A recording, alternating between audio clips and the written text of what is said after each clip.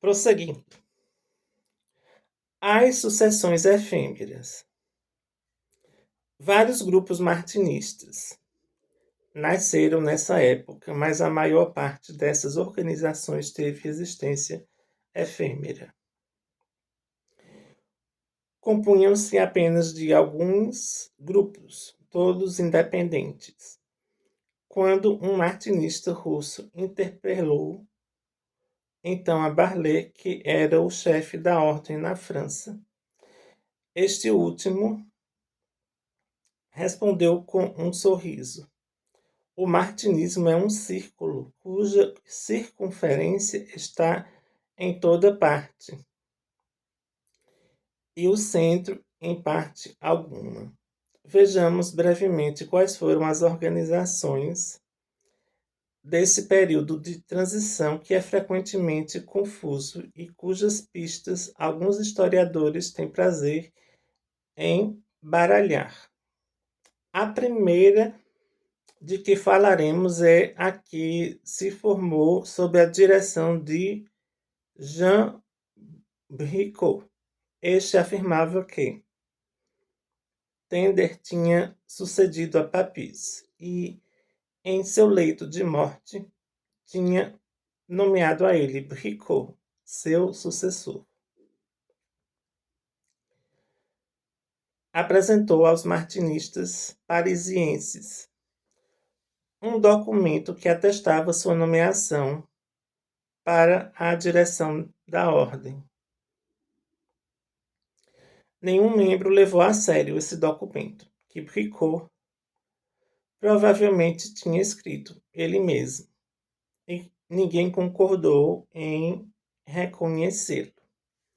Não obstante, formou em Lyon um pequeno grupo sob sua autoridade e transformou o martinismo, maçonizando ousadamente a ordem e restringindo o acesso à mesma unicamente aos homens que fossem maçons e titulares do 18º grau. Esse grupo criou um tipo de martinismo que não tinha muito a ver com o que havia sido criado por Papis e Augustin Chabouzot. Além disso, Jean Bricot reivindicou abusivamente uma afiliação Élu-Cohen. Robert Ambelin mostrou que essa pretensão não tinha nenhum fundamento. O movimento de Bricot ficou restrito a Lyon. Um segundo movimento se formou sob a direção de Victor Blanchard. Esse havia sido mestre da loja Melquisedeque de Paris e foi reconhecido por uma parte dos martinistas parisienses, que se agruparam em torno dele. No dia 11 de novembro de 1920, o jornal oficial anunciava a constituição de sua ordem, sob a denominação de União Geral dos Martinistas e dos Sinarquistas, ou Ordem Martinista Sinárquica. Em 1934, Harvey Spencer Lewis foi iniciado nessa ordem por Victor Blanchard. Um pouco mais tarde, recebeu ele de Blanchard um documento de nomeação como grande inspetor para as Três Américas, como soberano legado grande mestre para os Estados Unidos da América do Norte e autorização para fundar em San José o templo Louis-Claude de Saint-Martin. O seu filho Ralph Maxwell Lewis também foi mais tarde iniciado nessa ordem em setembro de 1936. Voltaremos a falar dessa ordem martinista sinárquica. Em Paris, formaram-se vários grupos independentes, mas não houve realmente um conselho supremo reconhecido como tal pelos martinistas em geral. Na verdade, a maior parte dos martinistas, em lugar de se lançarem em conflitos de sucessão, preferiram continuar a trabalhar discretamente e permanecer isolados. Nascimento da tradicional ordem martinista. A situação parecia sem saída.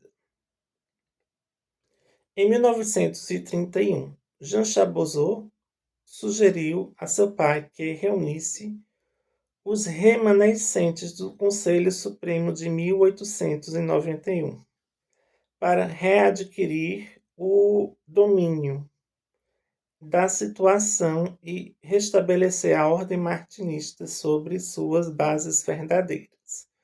Os únicos sobreviventes foram Augustin Chabozeau, Victor-Émile Michelet e Samuel. Não devemos esquecer que Augustin Chabozeau foi o cofundador do martinismo em 1889 e tinha recebido sua iniciação por linhagem direta de sua tia Amélie de Bois-Mortemart.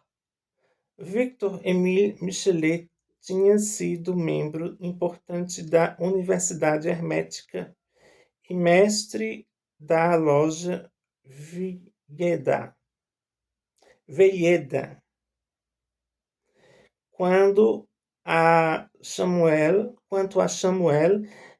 tinha sido o organizador material da ordem.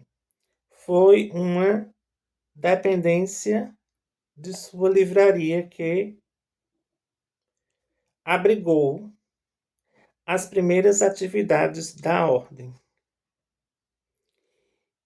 Outros martinistas se uniram a eles: o Dr. Octave Belliard, o Dr. Robert Chapelain, Pierre Lévy e Aimar Struveat, Gustave Totin, além de Philippe Ancos, filho de Papus.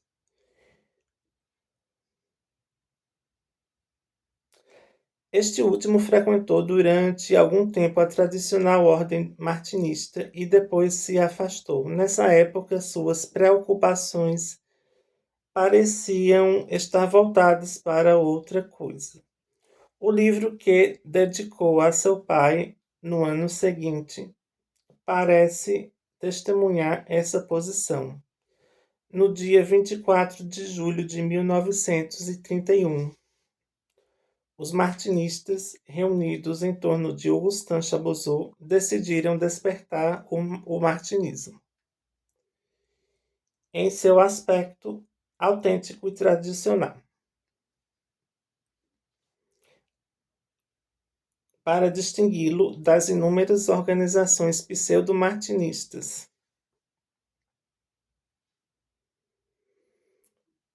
então existentes. Acrescentaram à denominação da ordem o qualificativo tradicional.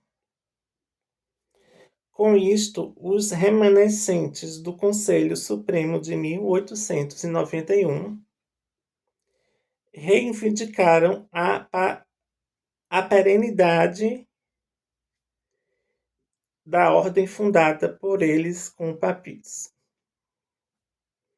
O martinismo readquiriu força e vigor. Procedeu-se à eleição do grande mestre e, conforme a tradição, o membro mais antigo foi eleito para o cargo. Augustin Chabozeau. Este, a partir de abril de 1932, preferiu deixar esta função para Victor-Émile Michelet. Embora ativa, a ordem permaneceu relativamente discreta sob sua direção. Com a morte de Michelet, a 12 de janeiro de 1938, Augustin Chabozeau tornou-se novamente grande mestre da tradicional ordem martinista.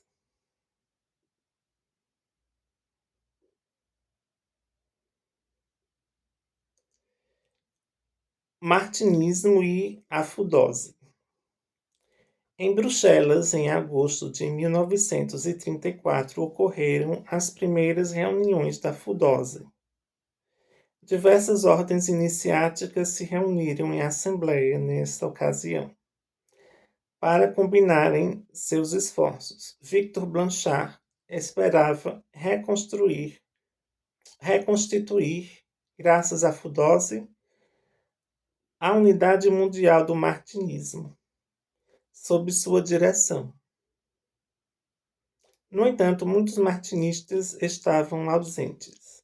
A tradicional ordem martinista não foi representada e parece que nem foi convidada.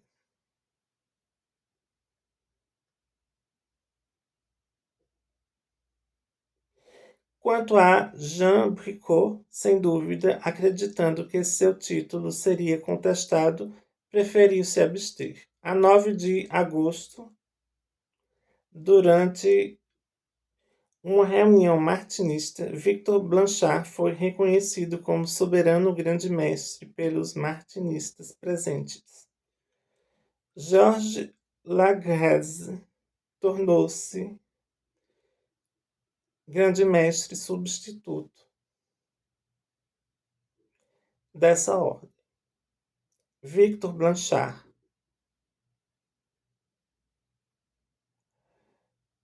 autorizou Harvey Spencer Lewis a fundar lojas da ordem martinista sinárquica nos Estados Unidos, mas não teve condição de outorgar tanto a Spencer Lewis quanto a Emile Dantin, Edouard Barthollet e outros os documentos necessários. Por prudência, Harvey Spencer Lewis preferiu aguardar diretrizes precisas e se lançar em aventura. Os martinistas das demais jurisdições assumiram a mesma atitude. Com efeito, as atividades da ordem martinista sinárquica se limitavam à transmissão das iniciações aos vários graus martinistas. E a ordem realmente não existia. De fato, na época não existia loja martinista em Paris. E era no templo da Fraternidade dos Polares que Victor Blanchard outorgava suas iniciações.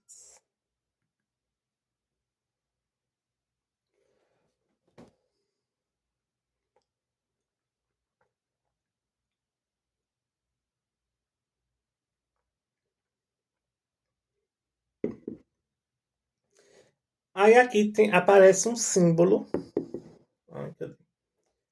Esse símbolo aqui é da Fudose. Era o símbolo que eles usavam na época. Vamos continuar no próximo vídeo.